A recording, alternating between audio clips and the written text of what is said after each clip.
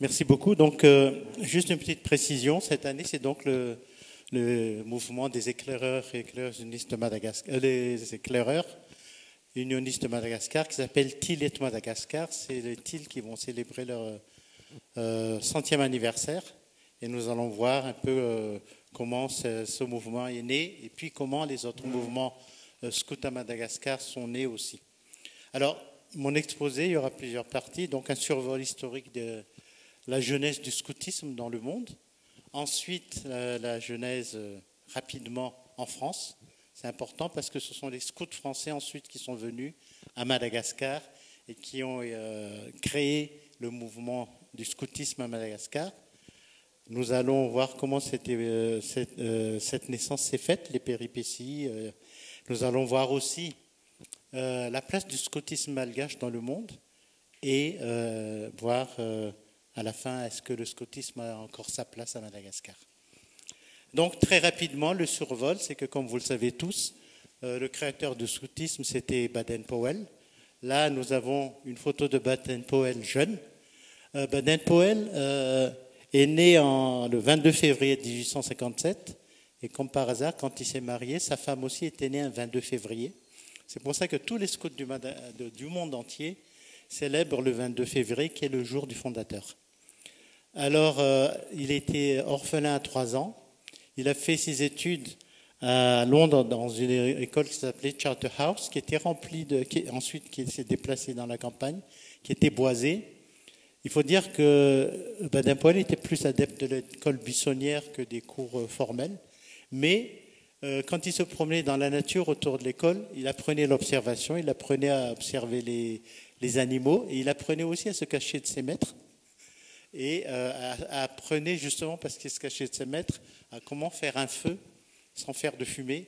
Et ça, plus tard, il va transmettre ça aux scouts du monde entier, quand il va créer les scouts. Et ses frères aînés l'avaient aussi amené à explorer la campagne, à faire la navigation sur la Tamise et à aider les gens. Plus tard, à 19 ans, il est entré dans l'armée. Il n'a pas pu entrer à l'université, mais il est entré à l'armée. Et là, il fait une très belle carrière. Il est allé dans plusieurs pays, dont en particulier les Indes. Et aux Indes, il s'est beaucoup intéressé à la formation des éclaireurs militaires. Et ensuite, à l'âge de 26 ans, il a été affecté en Afrique du Sud. Et en Afrique du Sud, au contact des locaux, il a appris beaucoup des peuplades d'Afrique du Sud, comment observer la nature, comment se cacher, comment mieux pister les animaux, chose qu'il va ensuite plus tard emmagasiner et transmettre aux jeunes du monde entier. Et ce qui va rendre célèbre Baden-Powell, c'est la bataille le siège d'une petite localité qui s'appelle Mefkin en Afrique du Sud. En 1899, il y a eu la troisième guerre des Boers et Mefkin a été assiégé par les Boers qui étaient 4 fois plus nombreux que les troupes britanniques qui se trouvaient donc à Mefkin. Et donc Baden-Powell a voulu préserver les troupes, les vrais militaires, pour vraiment défendre la ville et pouvoir se battre. Et comme il manquait d'éléments, il a mobilisé les jeunes de Mefkin de 12 à 16 ans. On les appelait les cadets de Mefkin. Et il leur a attribué des tâches simples, comme faire des observations de l'ennemi, s'occuper de l'information, transmettre les messages, aider les infirmiers. Mais une chose qu'il a apprise, beaucoup apprise lors du travail qu'il a pu faire avec ces cadets-là, il s'est rendu compte qu'en fait, on peut faire confiance aux enfants. Les cadets de Mefkin étaient très appliqués dans les rôles qui leur étaient assignés, et parce que justement Baden-Powell leur avait fait confiance.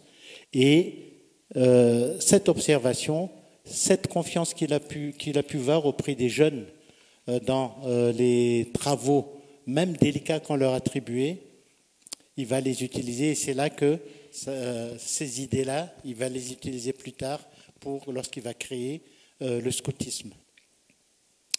Et donc, Baden-Powell est devenu lieutenant général après sa victoire à Mefkin.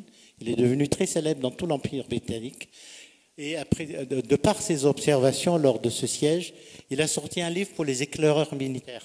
C'était son premier livre. Ce livre est sorti en 1900, Mefkin c'était en 1899, qui s'appelait Aids to Scouting.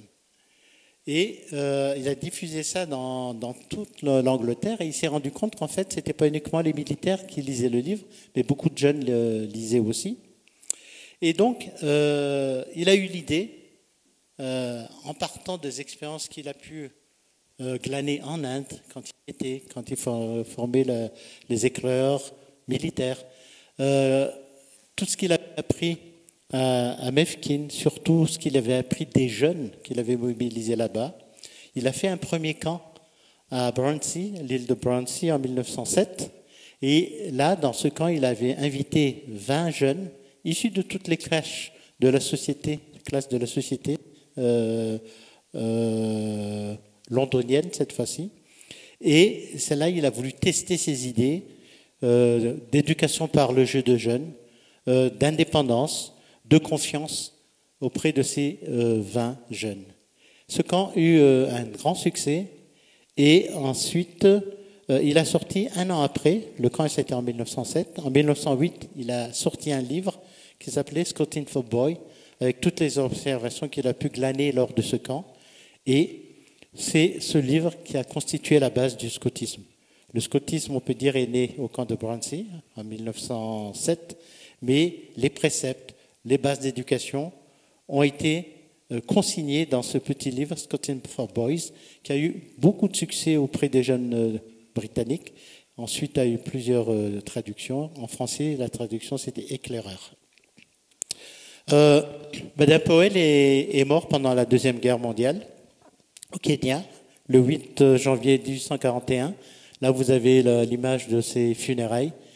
Mais il a laissé un message à tous les scouts du monde entier, qui était de dire « Essayez de quitter la terre en la laissant un peu plus meilleure que vous ne l'ayez trouvée. » Et ça, tous les scouts on a inculqué ça à tous les scouts de leur plus jeune âge, et même, quel que soit leur âge, tous les scouts ont gardé ça dans leur cœur.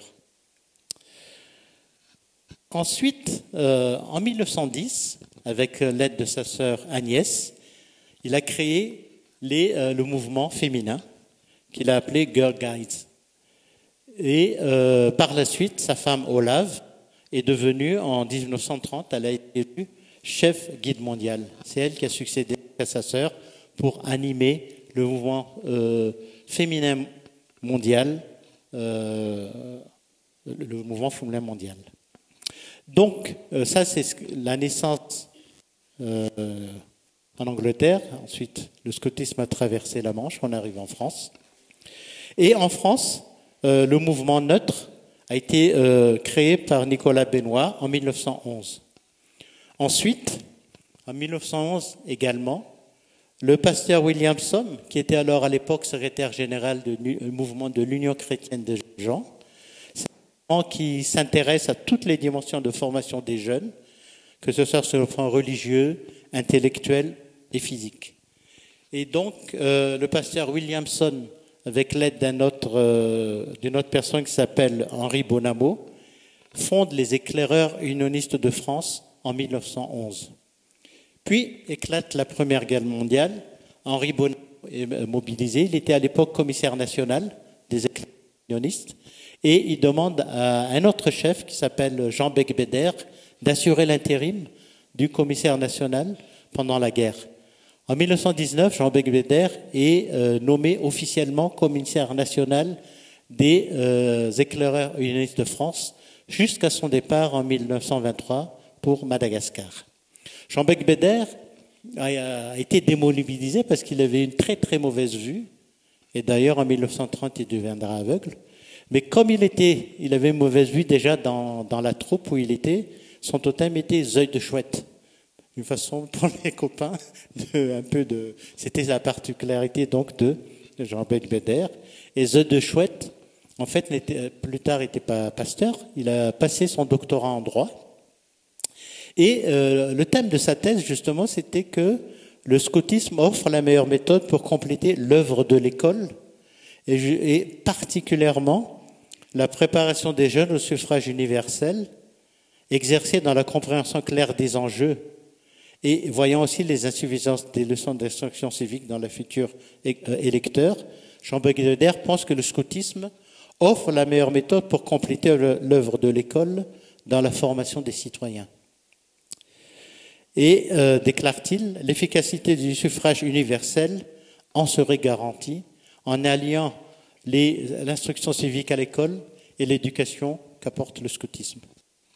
Et je pense que cette observation de Jean Bégueder, qui est de dire que le scoutisme peut contribuer à améliorer le suffrage universel de par le renforcement des jeunes citoyens, je pense que ce sujet est combien d'actualité à Madagascar aussi actuellement. Alors, en ce qui concerne le mouvement catholique, c'est le père Jacques Sévin qui fonda les Scouts de France en juillet 1920. Nous avons sa photo là.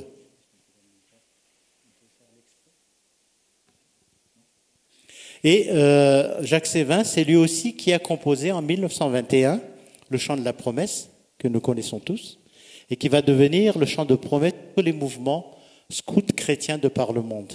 Ce chant de promesse a été traduit en malgache par le chef Jean Lecaire Radzelchoul.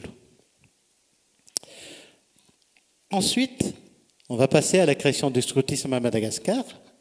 Et donc, la première patrouille a vu le jour à l'école anglicane d'Amboumanur. Un monsieur qui s'appelait Radley, quand il est venu à Madagascar, il n'était pas encore révérend, il enseignait à l'école d'Atim Nanzba, puis à celle d'Amboumanur. Puis il est revenu en Angleterre pour faire ses études à Oxford et pour se préparer à devenir prêtre de l'église anglicane, et il est revenu ensuite à Tananarive.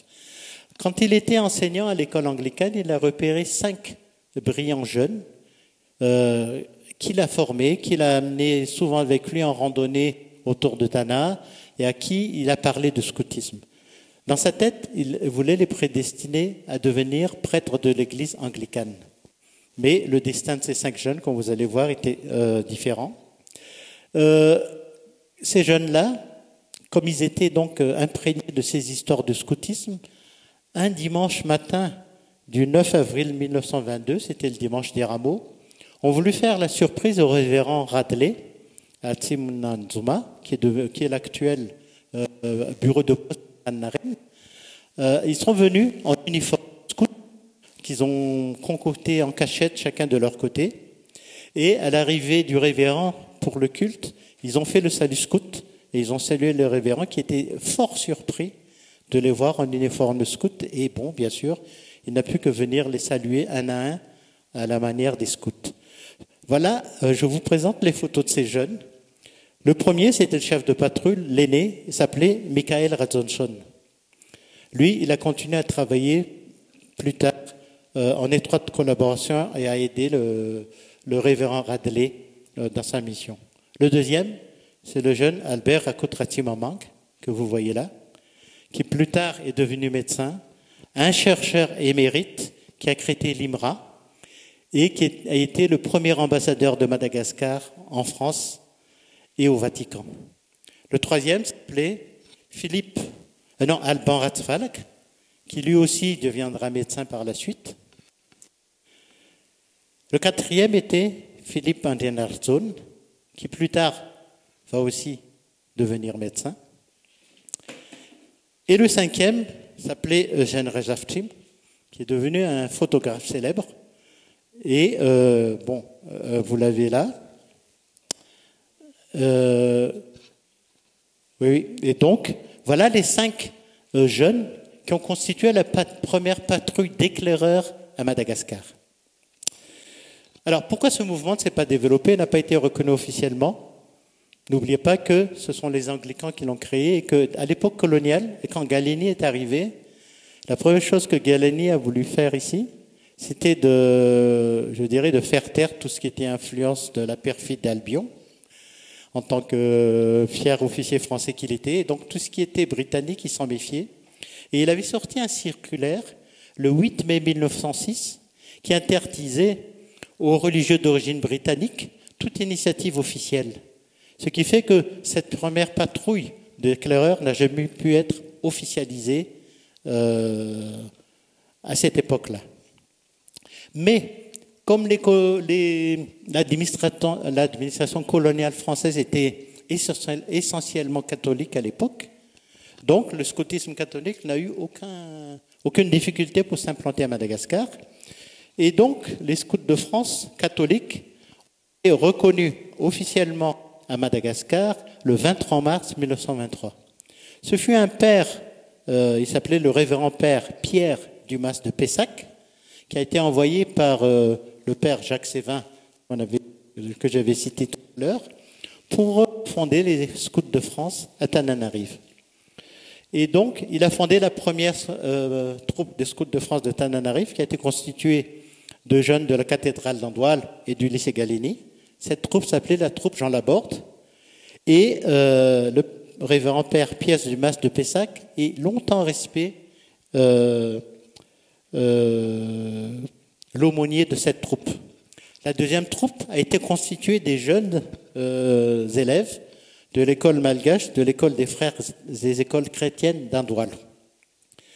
Alors, comment est décédé le révérend père Pierre Dumas de Pessac? C'est qu'en août 1948, il est allé avec les scouts faire un camp dans le sud de Madagascar. Et il est revenu très très fatigué de ce camp et un mois après, il est décédé. Ensuite vient la création des éclaireurs unionistes de France à Madagascar. Donc, comme je vous l'ai dit tout à l'heure, Jean Becbédère est arrivé à Tananarive le 20 mars 1924 avec 10 ans d'expérience dans le scoutisme unioniste en France. Il est venu comme laïc en mission avec deux ordres de mission. C'est créé à Tananarive, implanté à Tananarive le mouvement de l'Union chrétienne des jeunes gens, et donc fondé à Tananarive un foyer des jeunes gens, et en même temps lancé le mouvement des éclaireurs unionistes de France à Madagascar. Alors, il y eut en 1921 une conférence intermissionnaire qui a vu la participation de 5 missions protestantes et anglicanes à Madagascar. Et leur conférence intermissionnaire est l'idée de lancer le mouvement de l'Union chrétienne de jeunes gens à Madagascar. L'un des précurseurs de cette idée lors de cette conférence intermissionnaire, c'était le pasteur Avelzon, qui, lorsqu'il a eu sa formation de pasteur en France, a vu à l'œuvre l'Union chrétienne des jeunes gens et a eu l'idée donc de lancer ça cette idée de création lors de cette conférence intermissionnaire de 1921. Et donc, Jean Becbédère est arrivé à Tana pour concrétiser ce souhait de la conférence intermissionnaire. Il arrive le 20 mars 1924, mais dès le 26 mars 1924, 6 jours après, il est reçu par la conférence intermissionnaire qui lui alloue 2 élèves. Le pasteur Ranzavoul, qui va lui permettre, à qui est assignée la mission d'apprendre le malgache à Jean Becbédère, et aussi qui va lui servir d'adjoint dans la mise en place du foyer des jeunes de l'UCJG.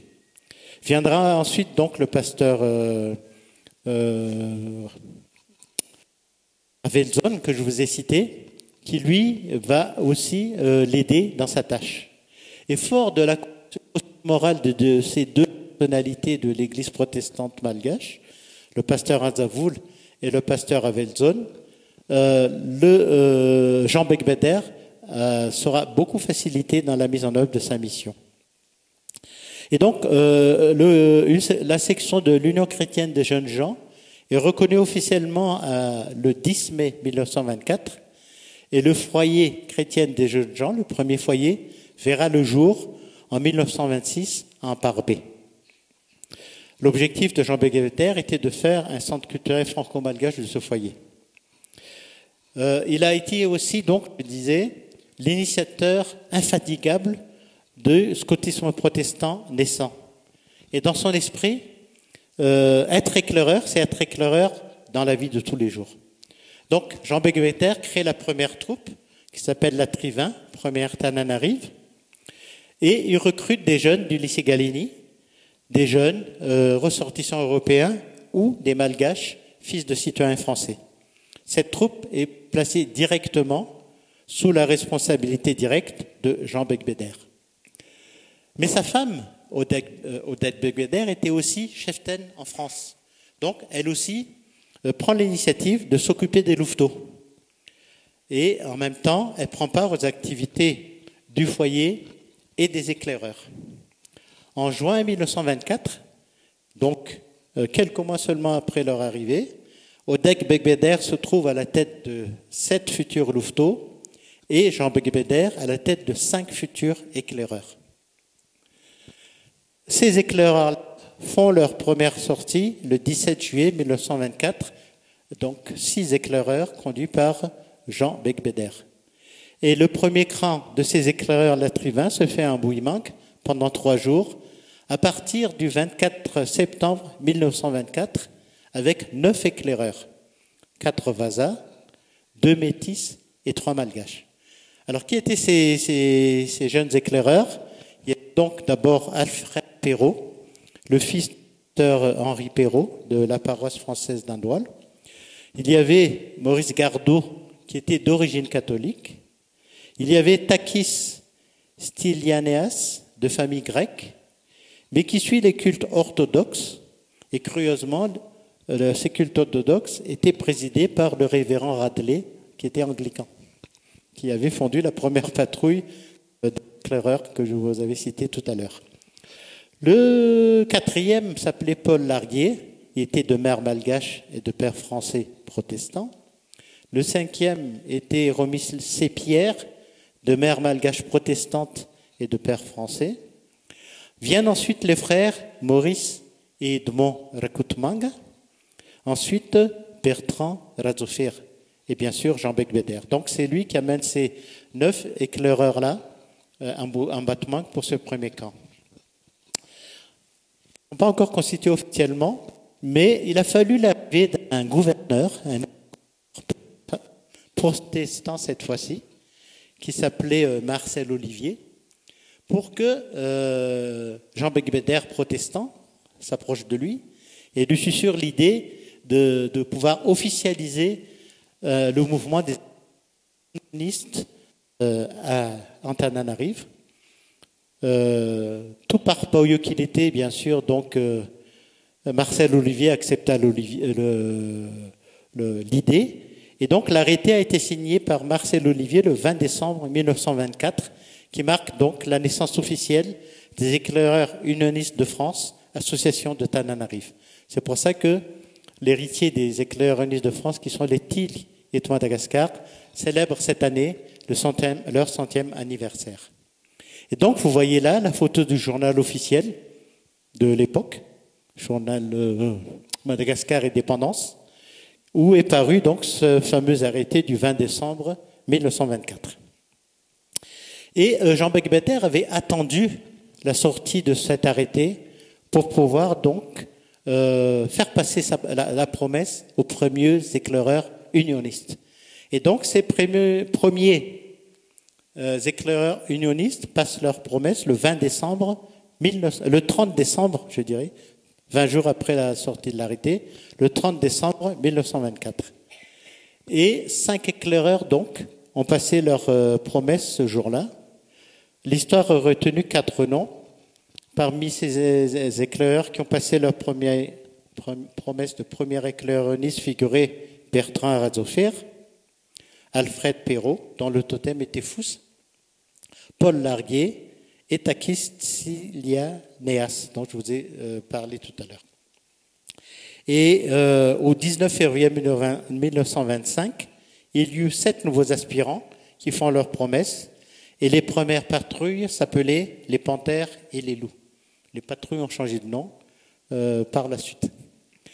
Les premières troupes qui ont été rattachées donc à ce mouvement des éclaireurs unionistes, au départ, étaient rattachées à des établissements scolaires. Comme j'ai dit tout à l'heure, la première troupe, la Trivin, recrutait ses éclaireurs au lycée Gallieni, était placée sous la responsabilité directe de Jean Becbéder. La première troupe était à l'établissement anglican d'Ambomanour. La troisième troupe était à l'école MPF d'Ambuzatuva-Varata. La quatrième troupe a vu le jour au foyer d'Amparbé, puis ensuite elle s'est déplacée à l'école LMS d'Ambatonakanga. La cinquième troupe était à l'école FFMA d'Ambuzatuvu à Timu. En 1930, donc, les établissements de la capitale comptaient 10 troupes d'éclaireurs unionistes. Les éclaireurs unionistes ont envoyé, et pas seulement eux, mais les scouts de France et les éclaireurs unionistes ont envoyé de jeunes éclaireurs à l'exposition universelle de Paris. On fait partie de la délégation Prosper Razobel. Il était éclaireur à l'époque, mais plus tard, il va devenir le premier directeur de l'École nationale d'administration de Madagascar. Et il va brillamment terminer son poste en tant que vice-président, vice-secrétaire général de l'ONU, parce qu'il était donc président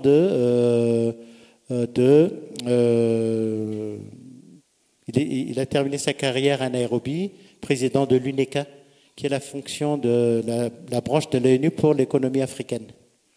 Ensuite, faisait partie Herman Willmann, qui a joué par la suite un rôle important dans l'enseignement protestant en Bas-Atlantique, puis Albert Randriamarman, le futur lieutenant Randriamarman, qui fut par la suite fusillé par le régime colonial suite aux événements de 1947.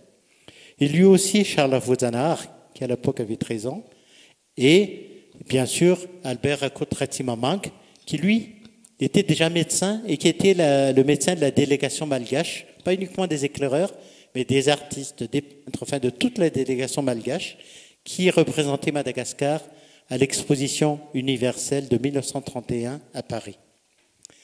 Puis, le mouvement unioniste a continué à se développer. Les premiers routiers ont vu le jour en 1934 avec le chef Bourton. Et en 1945, on a pu dénombrer 3 équipes de routiers unionistes, 7 troupes d'éclaireurs et 3 mètres de louveteaux, et en tout 250 éclaireurs. Puis vint la période 1948-1958 qui vit la malgachisation du scoutisme à Madagascar. Donc, comme je vous ai dit, suite aux événements de 1947, le régime colonial s'est beaucoup méfié des protestants à Madagascar. Pourquoi cela? Parce que, justement, il y a eu le foyer chrétien des jeunes gens, l'UCJG, il y a eu le mouvement des éclaireurs unionistes. Je dirais la vocation de ces deux entités est de former des personnalités malgaches. Et parmi ces personnalités, beaucoup ont été suspectés d'avoir participé ou suscité les événements de 1947. Du coup, les activités du scoutisme se sont vues, ont cessé. Et l'église protestante de Madagascar, de l'époque, enfin tout ce qui était protestant, tout ce qui était réformé, je dirais, était vu d'une manière suspicieuse par le régime colonial. Et devant cet état de fait, le mouvement des éclaireurs unionistes de France ont envoyé en avril, c'est-à-dire un mois après les événements de 1947, le pasteur André Costil en tournée à Madagascar. Il était non seulement pasteur, mais aussi commissaire national des éclaireurs unionistes de France. Et dans l'idée d'André Costil, en faisant cette tournée, c'était de se dire le protestantisme à Madagascar pourra être renforcé via le scoutisme unioniste. Et c'est pour ça qu'ils ont envoyé en 1948 un autre pasteur, qui était aussi commissaire national des éclaireurs unionistes de France, pour renforcer le mouvement des éclaireurs à Madagascar. Et ce pasteur s'appelait Marc-André Ledoux. Ledoux, très vite, les malgaches ont traduit. Et donc, son surnom à Madagascar, c'était Chef Mam. Et Chef Mam était vraiment le précurseur de la malgachisation, non pas seulement des éclaireurs unionistes à Madagascar, mais aussi il a beaucoup travaillé avec les scouts de France pour leur malgagisation. Alors, dès son arrivée, il a rencontré des personnalités du mouvement unioniste à Madagascar, et en particulier Prosper Radzobel. Et Prosper Radzobel, c'est le scout que vous voyez au milieu sur l'affiche, quand il était scout à l'époque. Et ça, il faisait partie en 1931 de la délégation qui est partie pour les exploitations universelles, mais 17 ans après, à l'époque, donc, quand le chef MAM, le doute arrive à Tananarive, il était le directeur de l'école d'Ambuzatu Vavarat. Et donc, quand Marc-André Ledoux l'a rencontré, voilà ce que lui a dit Prosper Radzobel. Donc, c'était donc un an après les événements 1947. Ce qui nous intéresse, c'est l'indépendance de notre pays. Si tu nous y aides, je te soutiendrai à 100%. Sinon, ton travail ne servira à rien et tu feras mieux de reprendre le prochain bateau pour la France. Le pasteur Marc-André Ledoux avait ses propres termes de référence en partant de Paris, mais en fait, c'est cette phrase de Prosper Radzobel qui va le servir de feuille de route pendant tout son séjour à Madagascar.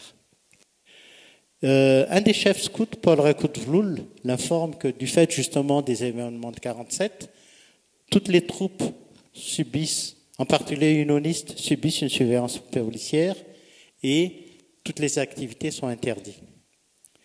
Lors de son culte d'accueil, donc à son arrivée, peu de temps à son arrivée, son culte d'accueil s'est déroulé à la paroisse protestante d'Ampar B. Et celui qui a dirigé ce culte, c'était le pasteur Ravelzon. Ce n'est pas un hasard. C'est Ravelzon qui a eu l'idée de créer l'Union chrétienne des jeunes gens à Madagascar. C'est lui qui a aidé Jean Becbeder à installer les scouts unionistes à Madagascar. C'était aussi un fervent patriote. Et le message qu'il a passé lors de ce culte d'ouverture, c'était sur le rôle de la jeunesse pour l'avenir du pays. C'était pas du tout innocent et ça se complétait avec le message transmis par Prosper Radzobel à Marc-André Ledoux. Alors, Marc-André Ledoux, non seulement il était pasteur, mais il sortait aussi de HEC, École des hautes études commerciales. Double formation lui a facilité dans l'introduction auprès de l'administration coloniale de l'époque et aussi auprès des missionnaires de l'époque. Et donc, il a su susciter la confiance des autorités administratives et aussi de convaincre des missionnaires réticents qui ne voulaient pas encore parler de malgachisation des unités scouts à Madagascar. Et il a pu transformer lors de son séjour en profondeur le mouvement unioniste à Madagascar. En 1948, il organise un camp expérimental à Batmang où il invite 80 chefs éclaireurs unionistes venus de toute l'île. Et c'est lors de ce camp expérimental que l'ensemble de ces chefs, sous l'initiative du pasteur Ledoux, travaillent à la malgachisation du mouvement des éclaireurs unionistes. C'est lors de ce camp que les éclaireurs unionistes prennent le camp de Tili, ça veut dire sentinelle, Tili et Madagascar. C'est lors de ce camp qu'ils établissent les futurs statuts et règles Tourift typiques en malgache, qui vont régir les Tili et Madagascar, qui vont composer les jeux, les chants, les insignes et le drapeau du mouvement Tili. Et suite à ce camp, et lors de ce camp aussi, est nommé le premier Fouillibé, Tili, avec des commissaires essentiellement malgaches. Font partie de ce premier Fouillibé le chef Samuel Rindé, qui s'occupe de la branche jaune, c'est-à-dire des louveteaux, le chef Paul Rakotvloul, qui lui s'occupe de la branche rouge, c'est-à-dire les routiers, le chef Jean Lecaire Radzoilchoul, qui lui s'occupe de la branche verte, c'est-à-dire les éclaireurs. C'est lui qui a traduit le chant de promesse en malgache. Le chef Charles Avouzanahar, qui s'occupe de la branche jaune, c'est-à-dire des louveteaux. Le chef Parfait Rajalson, qui s'occupe de la branche rouge, c'est-à-dire les routiers. Donc, ce Fouillibé 1948, par la suite, a a mis les bases de la malgachisation des éclaireurs de Madagascar. Donc vous avez le chef Randi. Ensuite, vous avez là le chef Paul Rekoutlul avec chef Randi avec le chef Jean Lecaire. Ensuite, vous avez Marc-André Ledoux avec le chef Paul Rekoutlul. Ensuite, en 1951, des éclaireurs, des scouts malgaches sont envoyés, des éclaireurs unionistes sont envoyés en Autriche assister au Jamboree. Là, vous avez, dans la délégation malgache, figure Victor Andemas, Guy Rabé-Mananzar, c'est ce qui est au milieu là, Jean Rachlouf. Ils ne sont pas dans la photo Jean Lecaire, Radjuel-Schul et Jean Ramaster. Donc ça, c'était lors du Jamboree mondial d'août 1951 en Autriche. En 1956, assiste aussi à la conférence de New Delhi les chefs Jean Lecaire et Radjuel-Schul pour les éclaireurs unionistes, donc pour les TIL, puisqu'il s'appelait déjà TIL à l'époque, et le chef Pierre Kouftamalal, qui lui à la base était éclaireur unioniste. Il était un des chefs latrivins à l'époque. Et comme on manquait de cadres chez les CAD, c'est lui qui est devenu cadre, un des premiers chefs des CAD de Madagascar et qui a construit la fondation des CAD de Madagascar. En 1954, le mouvement des éclaireuristes à Madagascar, donc des TIL à Madagascar, et l'éclaireur. Et en 1950, c'est le chef Samuel Randi qui devient commissaire national et qui prend la direction du mouvement TIL. Alors, le scoutisme à Madagascar se développe et oui, donc aussi on les voit donc traverser les coupes. Ils vont aller pour un camp aux Comores. Bon, après arriver à Majinga, c'est pas là-dessus qu'ils vont traverser, mais bon, c'était l'aventure des jeunes et je trouve que c'est pas mal. Là, vous voyez le chef Jean Lecaire à gauche, qui représentait donc les TIL de Madagascar, la branche unioniste. Et à droite, vous avez le chef Piro Rekoutalal, qui a un nom écrivain, qui lui a par la suite est devenu cadre de mouvement neutre à Madagascar, qui a pris le nom de Kiad et Madagascar, et qui a lancé donc le mouvement des Kiad et Madagascar. Et sur la photo aussi devait figurer le chef catholique Odon Rafenarchou. Mais on verra sa photo tout à l'heure. Et donc le mouvement des éclaireurs unionistes crée un réseau de solidarité et fait émerger une conscience nationale malgache au niveau de la jeunesse. Et au retour de l'indépendance, ils vont propulser un certain nombre de personnalités protestantes à de hautes fonctions ministérielles. Ce mouvement aussi, sous l'impulsion de Marc-André Ledoux, va jouer un rôle moteur en matière d'écuménisme à Madagascar, parce que, comme je vous ai dit, le chef Marc-André Ledoux, le chef MAM, non seulement a aidé le scoutisme protestant, anglican, mais aussi a aidé le scoutisme catholique. Et le scoutisme est le premier terrain de rencontre interconfessionnelle à Madagascar, dans une période en proie à de forts affrontements des hiérarchies religieuses. Nous sommes, n'oublions pas, dans les années 50, mi-50, début 60. Ensuite, nous passons au scout catholique. Le 21 juillet 1957, voilà la naissance des Antilles Madagascar. Donc c'est la malgachisation. Et les Antilles Madagascar voient le jour par la charte de Madagascar lors du congrès de Tananarive. Ce congrès de Tananarive a été préparé par Odon Rafenarchou, qui était commissaire de province, et son équipe. Donc là, vous avez la photo de Odon Rafenarchou. Il est au milieu, là. C'est lui aussi qui a lancé le mouvement Fiezama.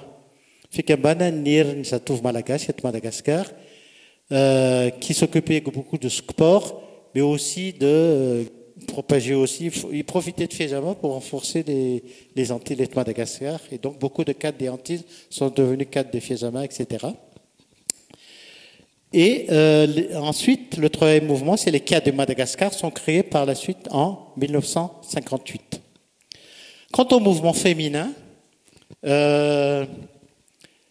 les éclaireunistes de France à Tananarive voient le jour officiellement le 14 mars 1942 et les guides de France à Tananarive voient le jour en 1944.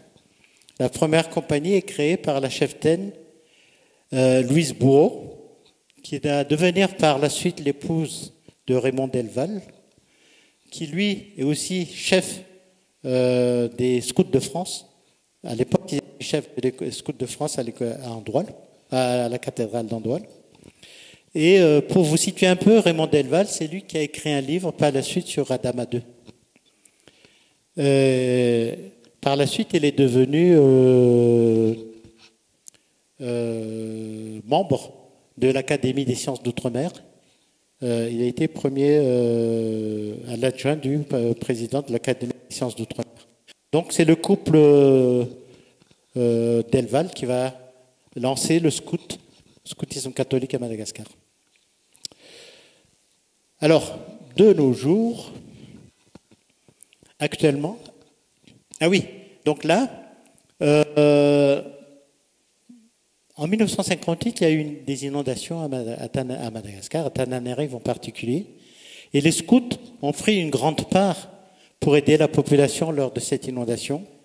Et donc là, vous voyez des éclaireuses en train d'aider la population. Et suite à cette action du scoutisme, lors des inondations de 1958, un satisfecit avait été décerné par le président Tirana, que vous voyez là. Et je vais lire parce que je ne sais pas si tout le monde voit. Oui, ça fait bien.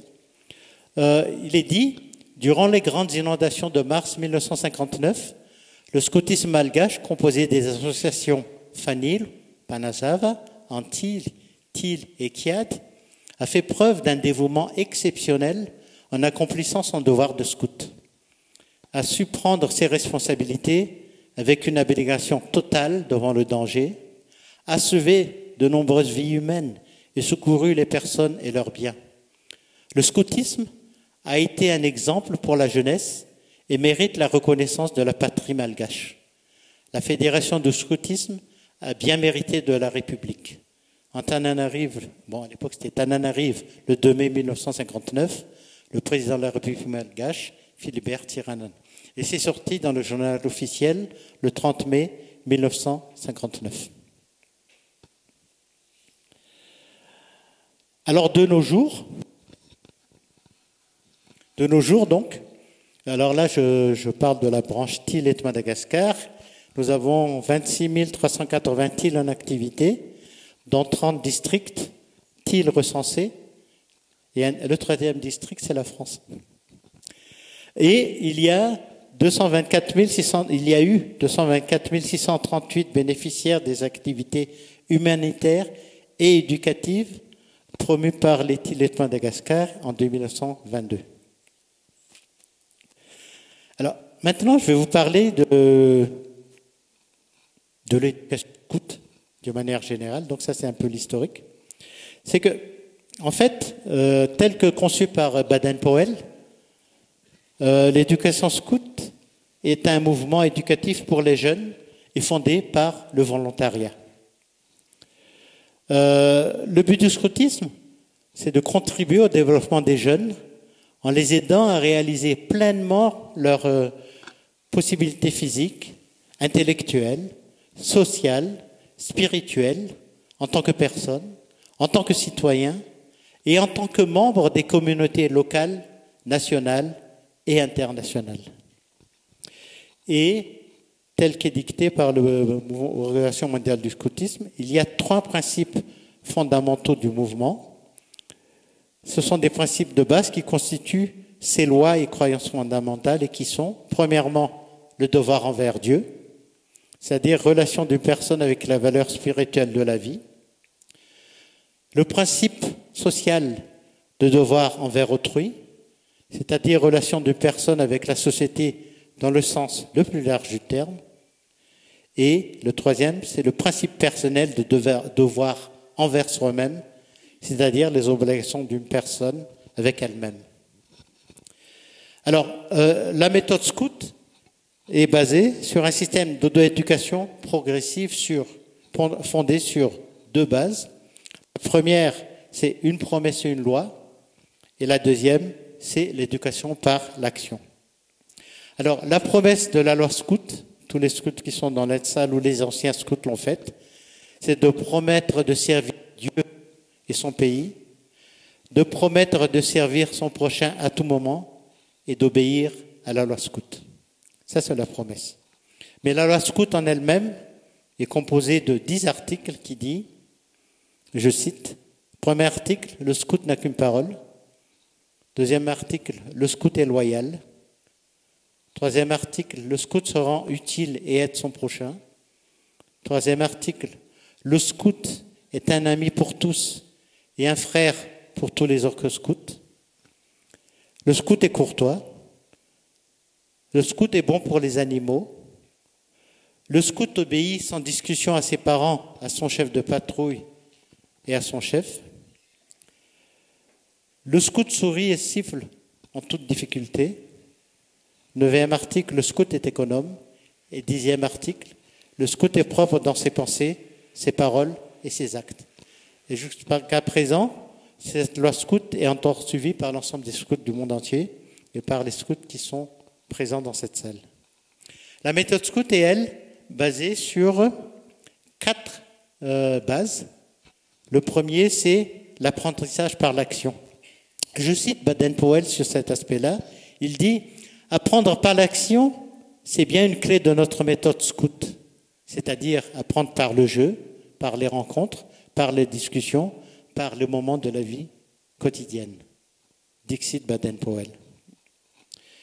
Donc, apprentissage par l'action, un système de patrouille aussi, c'est-à-dire un petit groupe de 7 à 8 jeunes, qui est la structure organisationnelle de base du scoutisme. Une grande place importante de la nature, parce que le scoutisme offre un cadre idéal pour appliquer la méthode scout et pour permettre le développement du potentiel physique, intellectuel, émotionnel, social et spirituel. Et ensuite, le soutien des adultes. Le rôle des adultes dans le scoutisme, c'est d'être des moniteurs d'activité, des éducateurs et des facilitateurs de la vie du groupe. Alors, maintenant, je vais vous parler de l'action des scouts malgaches à l'international. Donc ça, vas-y. Alors, bien sûr, à l'international, les scouts malgaches ont participé à des jamborees, mais les scouts malgaches aussi sont allés à l'extérieur pour renforcer des scoutismes à l'extérieur. Là, vous avez les scouts, les éclaireurs et éclaireuses unionistes du Sénégal. Le mouvement avait disparu 40 ans auparavant. Et donc, ce sont des chefs, un commissaire, un chef malgache, qui ont relancé les éclaireurs et éclaireuses unionistes du Sénégal. Et là, vous voyez la promesse de ces chefs en 2013, chef et cheftaine, avec la présence du docteur Marie-Louise Correa. Le docteur Marie-Louise Correa a été la première femme à avoir été présidente du Comité mondial du scoutisme. Elle a été présidente de ce comité mondial de 2002 à 2005. Et là, vous avez aussi la présence du chef Marcelin Dienne, qui à l'époque était président de la Fédération sénégalaise du scoutisme. Et ce sont ces personnalités-là qui ont fait faire la promesse aux chefs et cheftaines de l'Église protestante du Sénégal. Et ceci a eu lieu en 2013. Ensuite, au niveau régional, là, vous avez le chef Franck Mananarif, qui est membre du comité africain du scoutisme. Et le troisième chef, qui est un ancien de la Triva, c'est le chef qui est le Sandara Souamen, qui cette année est candidat au comité mondial du scoutisme. Donc ça, c'est pour vous donner un peu une idée. Dans l'historique un peu que je vous avais fait, c'était plutôt les chefs de l'extérieur, ou cheftaines de l'extérieur, qui étaient venus fonder le scoutisme à Madagascar, que ce soit les éclaireurs unionistes, que ce soit pour les scouts de France, que ce soit pour les éclaireurs de France à Madagascar. Mais là, ce sont des chefs et des commissaires malgaches qui sont allés à l'extérieur et relancer le scoutisme au Sénégal après 40 ans de disparition, qui sont au bureau, au comité africain du scoutisme, avec le chef Franck Mananarive, et maintenant un candidat cette année au comité mondial du scoutisme, avec le chef Sanda Rachomaen, qui lui a fait ses classes au sein de la Trivin, la première troupe créée par Jean Becbéder à la paroisse internationale d'Andoual. Alors la question qui se pose maintenant, est-ce que le scoutisme est-il toujours d'actualité à Madagascar? À Madagascar, le scoutisme est un mouvement d'éducation qui a fait ses preuves. Il a contribué à la formation de cadres compétents, consciencieux, ayant occupé de hautes fonctions dans ce pays. Pour ne citer que quelques exemples, je vous cite M. Césaire Abénour, qui a été ministre des Affaires étrangères, qui a été chef au sein de la Trivin. Je vous cite M. Henri Rarzone, premier ambassadeur de Madagascar à Paris, qui a été chef au sein de la Trivin. Le professeur Albert Akoutsratimamang, que nous avons vu tout à l'heure, tout jeune, qui a fait partie de la première patrouille lancée par le révérend Radley. Vous avez le lieutenant Rinde Marman, qui a été fusillé lors des événements de 1947. Nous avons vu, il faisait partie de la délégation qui est allée à Paris lors de l'exposition universelle en 1931. Vous avez le général Ratimadav, qui était aussi scout, Tilet Madagascar, héros aussi de la nation. Vous avez le professeur Marcel Rajanapar, ancien président de l'Académie malgache. Vous avez la cheftaine, la députée de Madagascar, Raeng Odette, qui était aussi chez les scouts. Vous avez monsieur le professeur Charles Razafsalam, qui a été le premier agrégé malgache en dermatologie. Vous avez Charles Réméry Rekoutrinin, qui a été responsable du diocèse dans le sud-est de Madagascar. Vous avez le premier cardinal malgache, Armand Rajafnatant, qui était aussi scout de France à Madagascar. Et à l'heure actuelle, à la suite de ces aînés, le pays a plus que jamais besoin de cadres ayant reçu une solide formation morale que le scoutisme peut apporter. Et à l'heure actuelle, malheureusement, je dirais, devant le marasme économique, social et politique actuel que connaît Madagascar, devant le développement malheureux de la corruption, la tâche est urgente et ardue.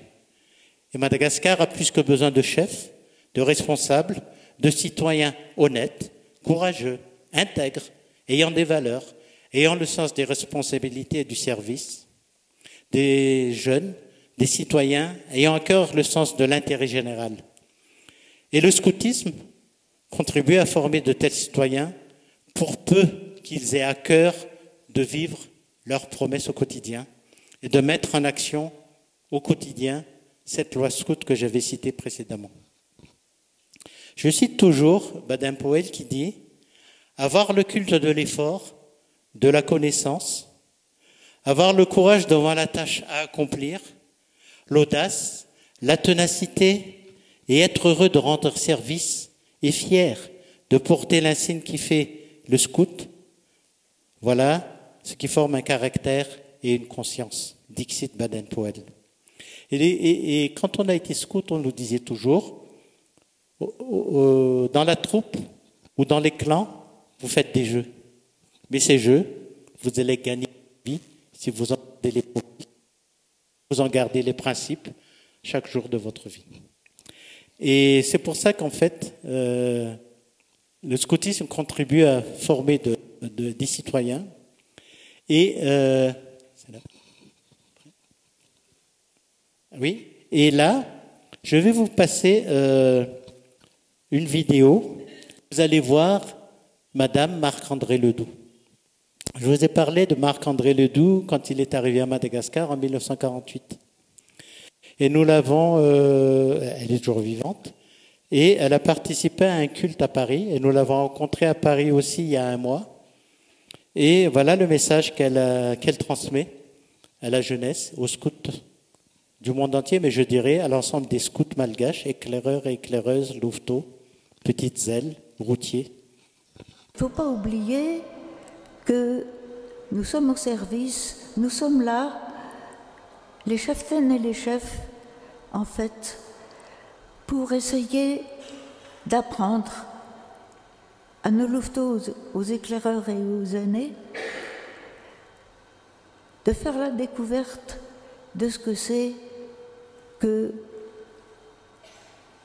celui que nous appelons le Christ, celui qui est là pour être avec chacun, pour être toujours présent, pour que chacun se sente à sa place, pour que dans les pires moments, on sache qu'on n'est pas seul. Essayez de faire comprendre petit à petit à des enfants, à des jeunes, que c'est ça, la réalité, qu'il y a vraiment quelqu'un pour nous qui existe, que nous pouvons en parler, que nous avons beaucoup d'histoires à raconter et que pour eux,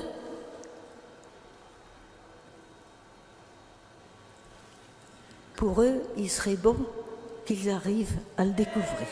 Donc, nous nous souvenons que Jean Becbéder est arrivé en 1924. Et donc, cette année, nous célébrons le 100e anniversaire des éclaireurs unionistes de Madagascar qui a été créé par Jean Becbéder. Et la dame qui a parlé, c'est la femme de Marc-André Ledoux, qui lui était venu en 1948, comme nous l'avons vu, et qui a malgachisé le scoutisme malgache. Et là, c'était lors d'un culte pour le 100e anniversaire, puisque la première troupe que Jean Becbéder a créée à Madagascar, c'est la troupe d'Andoual, la Trivin, elle s'appelle. Et il y a eu un culte à Paris, à l'église des Batignolles, et Madame Marc-André Ledoux a pris la parole lors de ce culte et nous partage ce message. Et donc, les Tilets de Madagascar, cette année, célèbrent aussi leur 100e année, du fait justement de la création par Jean Becbéder de ce mouvement des éclaireurs unionistes. Et les éclaireurs unionistes de Madagascar ont choisi comme verset pour célébrer leur 100e anniversaire, je vous cite, « Va avec la force que tu as, remplis ton devoir de serviteur de Dieu ». Et ce sont ces versets-là qui animent la célébration des Tilets de Madagascar en cette année 1924. Je vous remercie. En cette année 2024.